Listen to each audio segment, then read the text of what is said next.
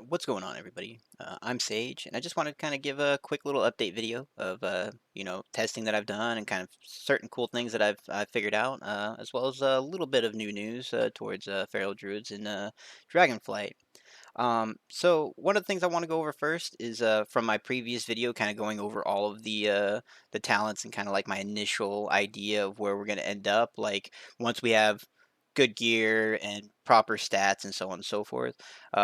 However, we got to get there somehow, and energy and resources are definitely a thing you have to consider while leveling up. But also, like, it just kind of works out. A lot of what I've tested now and like the build that I'm playing with currently definitely synergizes well with each other. And I still kind of wish there was a few things fixed, but I just kind of want to go over it and give you guys my feedback. And if you guys have any better builds or anything that's been working for you guys, if you are in beta, or even if you're just like reading through the talents and you're like, oh, that looks like that would work correctly or something like that, let me know. Shout out to one of the commenters on that previous video I made where I kind of had this long discussion going over Primal Wrath and the damage of Primal Wrath not being affected when you got the rip talents such as like our Dreadful Bleeding or Lion Strength if you took it, so on and so forth. They pointed out like it, and something that I've known. I just for whatever reason I wasn't making the link to it, but it's initial damage and not the rips damage because it says plus rip, so it's actually doing a rip for the damage, which it is getting the increased damage from things like dreadful bleeding, or if you took lion strength, it would give you that. However, vein ripper it still doesn't. The rip that vein ripper gives doesn't give that duration increase to your primal wrath rips.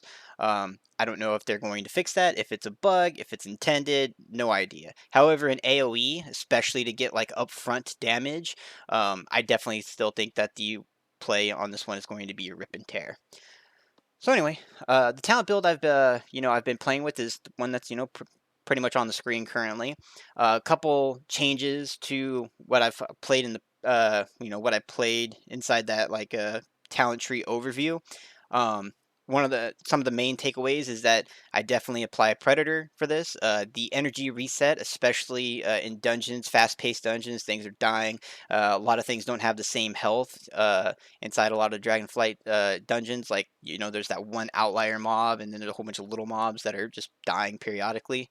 And predator is just phenomenal. To get those resets as well as that energy. So you're having it up. Tiger's Ferry, I think most of my dungeons was at 80% overall uptime because of the Predator talent, which is definitely worth it. We do have the talent that I was talking about with Raging Fury, which this might be something that plays a little bit more into like maybe single target. You would take this possibly in single target to just extend the duration of your Tiger's Fury as much as possible, and hopefully get some, good RNG with the amount of ferocious bites you get inside Convoke. You wouldn't be running Apex inside single target, so you're definitely not going to get to keep it for the full duration of Tiger's Fury for 100% uptime. And I don't know if I got like really good RNG when I was testing this previously, but it is pretty decently hard to keep Tiger's Fury up 100% of the time, but you do get a significant amount of increased duration from it because, like I said, it's 2 seconds every single time you hit a 5-point finisher. So, like, take that in consideration. But with this build, I've actually been running the Tiger's Tenacity, and it actually feels really nice when you're in AoE. And the reason why it feels in AoE and something that I wasn't linking the two together when I first started testing it. Especially like its previous iteration that was a little bit different, is that it gives you one combo point every single time you use a finishing move after you use Tiger's Fury. Obviously, we're using Tiger's Fury quite a bit because you're getting the resets from Predator. But the cool thing is that if you get an Apex Predator proc, and let's say that you were building up combo points and you got to that 4 combo points and then Apex Predator procced, right? You're going to hit the Apex Predator proc because you want to make sure that you're smashing those procs as soon as humanly possible so that you can have the chance of getting another one right after it, right? The cool thing though is since it's a finisher, it works with this. So like if you have 4 combo points and you press your proc the Apex Predator free ferocious bite, it gives you the extra combo point, and so you're at 5 combo points now to once again bite or so on and so forth. A big thing with the build that we have now with the rampant ferocity is that you got to make sure that even when you get the procs of Apex Predator uh, ferocious bites, the free ones, that you're making sure that you have your primal wrath up. And if your primal wrath is like expiring the moment that your proc activates, hit your primal wrath first and then hit your proc. Your proc will exist there. It'll still stay there. It'll last a good while. You're obviously going to hit it as soon as humanly possible because you want to get that additional chance of getting more procs. However, always make sure you have Primal Wrath up because then it's going to AoE that and use that Rampant Ferocity across all the talents. A couple of the other things I've been testing out is Carnivorous Instinct is super, super strong, but the problem that we run into is the amount of points that they've given us to play with at the bottom of the tree here, and 6% damage is significant, especially 6% damage across all of our targets, or not all of our targets, but all of our abilities is very, very strong. However, when playing, having this down here, the Ashmian's Guidance, having that 1 minute Convoke that you can just burst out, at least currently, because we don't have Mythic Plus out right now, right? It's just, it's all about like who can burst as much damage and do as much consistent AoE while the tank is trying to be the god of all kings, you know, and pull the entire instance in one gigantic chain pull. How consistent can you maintain your AoE DPS, and then how much burst can you do inside that span, which definitely could change later on. However, 1 minute Convoke was strong in live, and I think it's going to be just as strong in Dragonflight. In AoE, it's actually got a little bit of a buff because since our Ferocious Bites will AoE across it with the Rampant Ferocity, every time those bites, it just goes over everything, right? Which is even better. Plus, any of the dots that it puts over anything, you know, even if in AoE, if it's going to single target Moonfire, put a whole bunch of rakes out, since we have Circle and Life and Death, all of that damage is going to happen way faster. So you get the full value of all those damaging spells Convoke does, just that much faster, and then Ferocious Bites AoE. So there is more value to Convoke inside a AoE environment, especially since you'll jump in there and you'll get all your bleeds up on all the targets, getting your Primal Wrath across the targets, and then immediately smash that Convoke, which is obviously it's 4 seconds, and Primal Wrath is 9 seconds, so you have some time because afterwards you're going to be able to have like you'll probably have a proc of Apex Predator, and if you don't, then like you'll have full combo points. I would recommend at that point probably just putting another Primal Wrath up and then getting procs off of Apex Predator.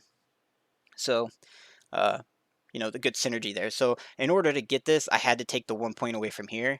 I am really hoping that they just turn Frantic Momentum into 1 point. If they put it into 1 point, we'd be able to get this point back, which would just feel way better because it feels like we're damaging ourselves significantly here by that 6% because of this talent that's not super strong. It does stay up quite often. You do get a decent amount of those procs because it procs off of every finisher, but it's just like it's 10% haste. It's not super noticeable, especially when you're getting predator resets. Like when you're getting predator resets, it doesn't matter at all. Um, so this is the build I've been playing with, having the double rake. The double rake also came with kind of like a hidden thing that I wasn't really taking into account as far as like dungeon utility. I knew about it, but I wasn't really putting two and two together. And that's is that when you're stealth, if a tank pulls and puts a mob in combat and you jump into that mob and the targets are able to be stunned, then both of your rakes will stun. So you'll get a double stun out on 2 targets for free for doing nothing but except for just trying to get more damage in. So that's kind of cool. It can also kind of be a pain if the tank is trying to like clump things up. You got to make sure that the first targets that he's trying to move around, that those aren't the first ones you open up on. Just be mindful of that, especially like once Mythic Plus comes out and you're actually trying to group up mobs. Just be mindful that you can, you know, 2 of the targets will get stunned by you doing that. However, the reason why Double Claw Rake is something that I'm like, you know what, we have to have something, is because your Blood Talons is still stronger, right? It's still stronger than Lion Strength when testing, especially when you get it across like those big AoE Primal Wraths going across everything, then Blood Talons is very strong, and then it also is increasing your Rampant Ferocity, AoE Ferocious Bites across everything. Ferocious Bites hitting really, really hard still. So like, you know, Blood Talons is the way to go, but you have to have, you're going to rake. You don't have enough ability, combo point generating abilities to not rake. So you're going to rake, and then this just gives you 2 things that have rake, which gives rake more damage capability, you know, which is worth it in my opinion, especially since we're jumping around. If you took the point out of that point up there, you still have to spend a point to get down the tree. And pretty much where I got the points for taking the Predator and the Double Clawed Rake is I actually took away the Primal Claws. This was something inside my previous video. I'm like, this is going to be core and essential, and it is cool to get that proc, but since it's only a 20% chance and you're actually generating a significant amount of combo points, as well as just predator procs, which makes it not feel like your rotation's like just out the window. Um, it doesn't feel like you need the additional points, and for 2 points for 20% in AoE anyway, it doesn't feel like it's worth it. Obviously, single target's gonna be a different story because you won't need Predator, you won't need the Double Claw Rake, so you'll probably well, not probably, you will just take this, Primal Claws in single target because it gives you more combo point generation, making your crit and your procs of combo points from your abilities just that much better, inside single target, which is great. However, in AoE, Primal Claws, it's already a dead giveaway that it's not going to be the way because it takes so much away from combo point, from not combo point, energy generation, and just having your abilities that you have to press do better damage. I did run a build where I actually had double clawed rake and lunar inspiration. This was more so on dummy testing. When you're dummy testing, you'll have your rake up on all four targets, right? And you'll have it snapshot it with a Tiger's Fury because it's really all you can snapshot it with. So you're not just going to sit there and like override it just to get a Blood Talons. And so I was moonfiring at that point since I had four targets that don't die. I would moonfire into rotation and make sure I kept up rake on all four targets, as well as keeping up Blood Talons as often as I can, especially when I'm proccing additional abilities. You pretty much just go in the same rotation where instead of like being able to have two full sets of 5 combo points where you didn't need to do 3 different abilities within 4 seconds to proc the Blood Talons. Like that's kind of how the build used to be, kind of. Um, because now you're getting Apex Predator procs so much more often, so much more frequently. It's just like every single time you're building up combo points, you're just hitting 3 different abilities. And I did it with Lunar Inspiration, and Lunar Inspiration does, it's not horrible damage. It's not the best damage, but it's not horrible damage, especially on your Druid tree. If you take the magical damage and healing increase by 2%, stack that up 3, you do have to take a little bit of your defensive kit away to get it, but it does give you a little bit more damage for Moonfire. But ultimately in AoE, especially like dungeon AoE, where your targets aren't just going to infinitely live for forever, it just wasn't the play. You hardly ever press it because it's more valuable to press the rake ability to get 2 rakes out than it was to try to Moonfire and get Moonfire weaved in there. And obviously Moonfire is an ability that like at the beginning of a fight, it would be optimal to press it, and then towards the end of it, it's a waste because the Moonfire ticking is just going to go away, right? So I did test it on like if there becomes a boss fight where there's just 4 targets that are up all the time, you can kind of think of like Pantheon, I guess. Maybe you could look into taking it out. And the thing that you would take out is you're going to take out the pouncing strikes, because either way you have to get down to the side of the tree, and the only way is to take out pouncing strikes and go down here. And pouncing strikes, um, doesn't give a massive amount of damage over everything. It does give your shred and your rake that stealth functionality, but in dungeons, especially if you're chain pulling or anything, you're not getting into stealth very often, to get that additional points. And then when I was thinking about it, and you actually like the stealth functionality that you get from Berserk, you're not. It's like you're gaining damage from it, right? 100%. That's not a thing, but like the amount of damage you're gaining from it, um, most of your damage from your berserk window is really coming from getting those bites out and that combo point generation where you can just shred bite shred bite shred bite, but every one of those shreds would be 60% less than optimal, right? So ultimately I think pouncing strikes is the play. Lunar inspiration, maybe not. Obviously that still depends on tuning. Right now our tuning for feral druid is really nice. I don't feel like we're like there's some classes that are obviously undertuned, or you playing with a variety of skill with players as well. So like that goes into it, plus it's heroic. Everything's dying super super fast. We're getting a lot of predator resets, a lot of energy, and then if somebody keeps pulling it, like our AoE is pretty constant. It's very easy to keep your entire AoE rotation going, inside it, which is really cool that our sustainable fighting in AoE is very consistent.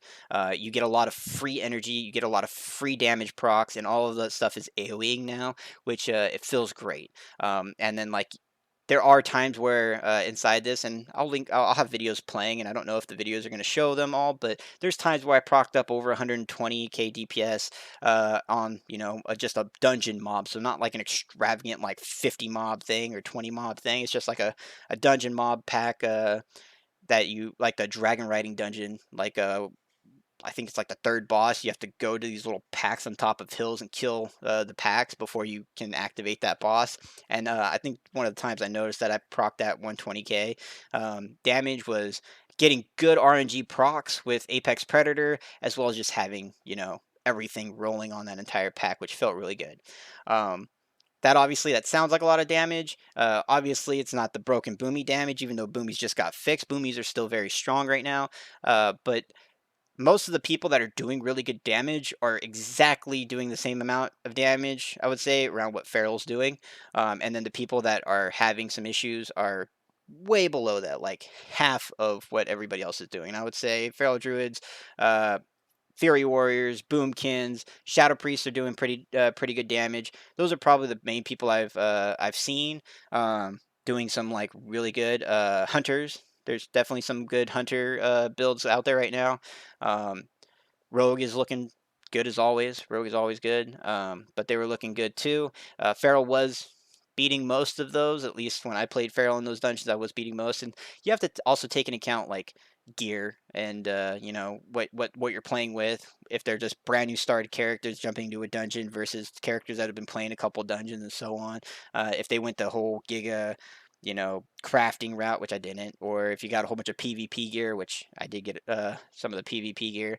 There's also a ton of enchants, which people on beta put them for like millions of gold for some reason, and then there's a couple people that are like Chads that put it for like 100 gold. Anyway, so stuff varies, and it's hard to test it when it varies. Mythic Plus will make it a little bit more. We'll start to see it once things actually live for longer, and we can play it out. You'll see it more. But anyway, the build on the screen is kind of what I've played with, and it feels good. It feels fluid. It feels like you have enough energy to keep things going. Uh, the Tiger's Tenacity helps out with not having all of the crit right now, because it's going to be hard to get up to a point where you're critting significantly, because you're going to be around that. Right now, I think it's like 27-ish% or something crit, and we want to get as high up to that 50% marker as possible, because unless you're getting corruption again, you're not going to get that 100% crit chance anymore. So like getting towards the 50% marker would be cool. Obviously 40 is kind of where we were sitting in Shadowlands for a while, but somewhere around there is a great place to be. So the other thing that I tested out was I wanted to test out the Incarnation build. So the Incarnation is pretty much the main thing it gives you is that all of your cat form abilities are reduced by 20%, which isn't a massive amount, but the duration, the 10 seconds more you gain, is decent. And then I wanted to test out the procs. And so when I tested this out, single target damage wise, like obviously you don't have the big burst from that Convoke at the start, but after that goes away, then you have the like after that goes away, it kind of slowly coasts out, and this one just kind of builds up and then stays and sustains. So I don't think you're massively losing a ton of damage by just like that single target focus. However, throughout the entire dungeon, you're just not never pressing Inkar, and you're relying on the Inkar procs from your melee attacks to kind of like meet where your 1 minute convoke would just be that spam, and it definitely doesn't beat the 1 minute convoke at all. I would say, honestly, dungeons it was saying it was procking, or I was casting it like 11 times total. So like if you take the bosses out of there, depending on the dungeon, you're not getting very many of these procs. And I don't know if they need to increase the proc rate of this. That would probably be the best way to try to make it competitive. But even when you proc it, you just don't notice it. Like it doesn't change anything. Like rotationally wise, it doesn't feel like it. You don't really notice the bleed damage is coming in um, from your frenzy band version of your berserk. You don't really notice that bleed coming in. You don't really notice the reduction because you're kind of saving Inkar for those big boss pulls anyway, because it is a 3 minute cooldown. So like you're not really utilizing the CD reduction of it all that much. And that could be something that, like, if they increase the proc rate, then if the proc rate was to reduce the berserk significantly down more, then you could definitely see more play with it. But as it sits currently, I don't think it's going to be the play. It's not a horrible choice, but I definitely don't think it's going to be the play. The 1 minute convoke is definitely where it's at right now. Um, and yeah, that's what I've tested, and I wanted to just give you guys a update on things that feel really good, the damage that feels really good with the with inside Mythic Plus dungeons right now. it does feel like we're strong. I do like the build that we have. I like that our bleeds are just ticking really, really fast, which is giving us that damage. And this build feels solid. The only thing I really wish that they did is, make this 1 point so that we can then put two in it.